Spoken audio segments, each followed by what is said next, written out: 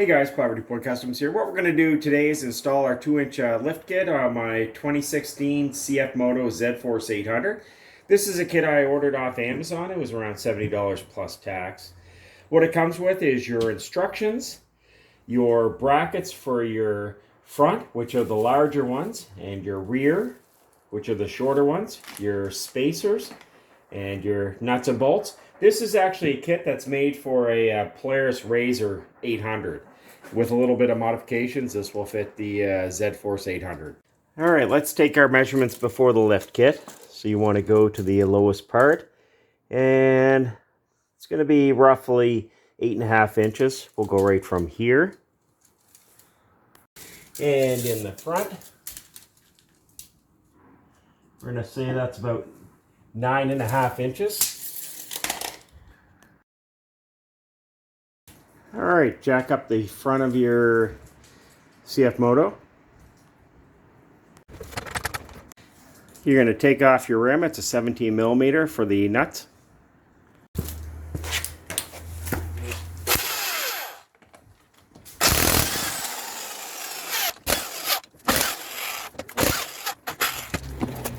So this is the area we're going to be working with at the bottom of your front shock.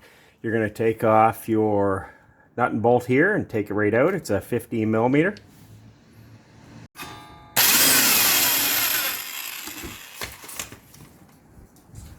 Take your bolt out. And you can move your shock aside. Alright, for the brackets, there's larger ones and there's smaller ones. So the smaller ones are actually going to go in the back. But I just want to mention, there are two sizes for the larger ones, as you can see right there. The longer one is actually going to go on the outside. The shorter one is going to go on the inside there. But before we can actually put these on, because these are made for a Polaris, you're going to want to grind off roughly 1/4 of an inch, and I'll be using my bench grinder for that.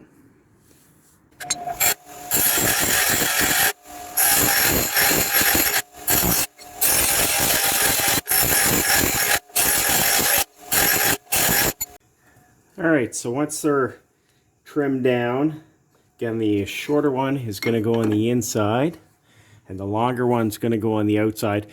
Now, it's going to make it a lot easier if you actually loosen this off for your front brake line. That way it will give you some more room to work, because this actually has to fit down inside there.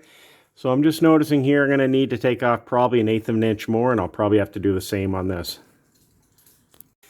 Alright, so I just did a test fit, and I got enough grinded off. Now I'm going to mention too, when you do grind the bottoms off, put some paint on that just so it doesn't rust out on you. So again, when you're putting this together, the shorter one's going to go on the inside. Your longer one's going to go on the outside. Again, I loosened this off. You're going to put your washer on, and this is going to go through there, but you're also going to need to put in a spacer here, and as you can see, it doesn't fit. And just showing from a different angle, so that actually has to go in here. So you can see the white bracket here's got to go over this way a little bit. So what I did is I'll take a big screwdriver and I'll just pry this over slightly in that direction.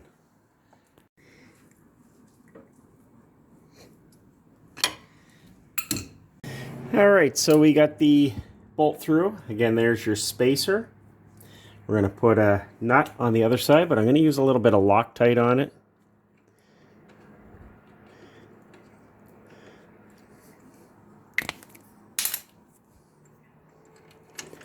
And we're going to tighten this down. Next, you're going to want to attach your shock. If you find this is too tight in here, just back this off a little bit. So you're going to have to push down a little bit on this to be able to get your bolt in.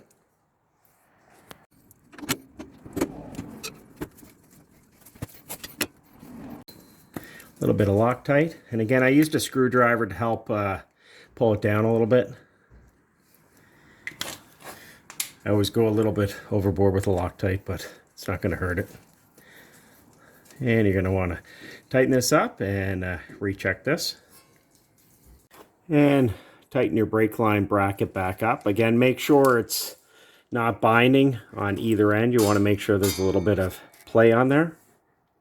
Now, as you can see, there's another hole here. What I'm actually going to do, and a lot of people recommend this, is actually put a nut and bolt through here. Just holds this bracket for wanting to move like this. Now, this bracket is pretty snug. This is just added security. You don't have to do this, but I have the nut and bolt laying around, so I'm going to do that. So I'm going to drill this out and put a nut and bolt through there. And there we go. You can see the extra bolt that I put in here. Get a little bit of Loctite on it. So just check to make sure everything's nice and tight. And again, these shocks are adjustable, so adjust them to your comfort level. So the next step is to put the tire on, but actually before I do that, it's a good time to grease all the fittings in here.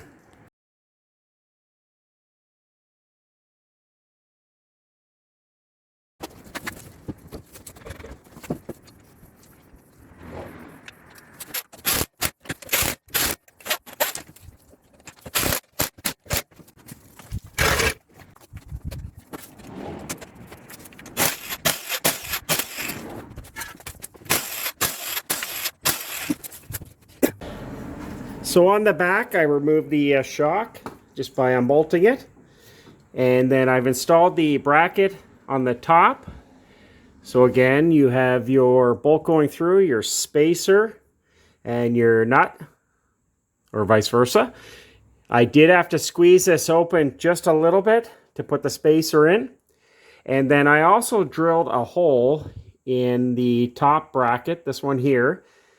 And I also had to drill through the part of the bracket on the side-by-side here too, and I put a nut and bolt through that. Again, you don't want this pivoting back and forth. As you can see, this doesn't touch the top of the framework here.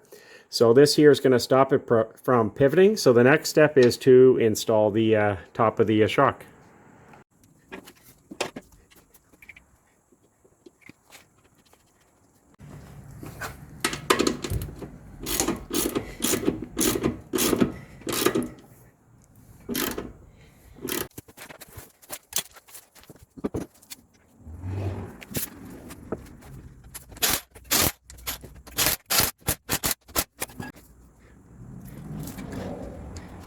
All right, so we got all the tires back on. Let's check the ground clearance.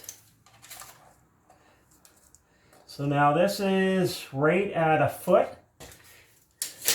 on the front. Now at the back, we're at about 11 1/4, just a little tad more than a quarter. Alright, so we're all done. Last thing I'm going to do is torque down all the lug nuts. So we gained roughly 2 inches on the front and rear. The install took a couple hours. That's also recording too, so you're probably looking at about 2 hours to do the install.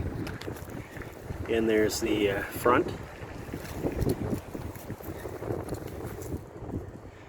And I coat them all with white lithium grease. And there's the back.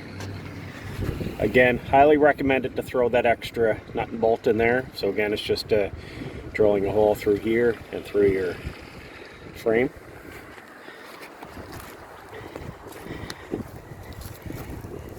And there's the other side. Quite pleased with it. Don't forget though, adding a lift does put a little more wear and tear on your suspension components and your axles. And also too, make sure to adjust your shocks to your comfort level after you add the lift. So it's nice looking underneath, and there's so much more ground clearance. Again, a couple inches doesn't seem like a whole lot, but it is. That's just showing it from the back. And underneath the front. And with that, we can say today's project on the Zforce 800 is complete. Chose to do it today because it's somewhat sunny out. It's approximately -2. However, the last few days have been minus 10 to minus 15, so perfect day to do it, and the snow is all gone.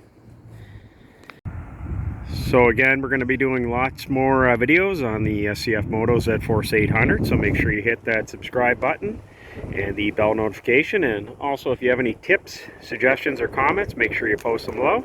It certainly helps out me as well as the other viewers. Anyways, thanks for watching. Take care.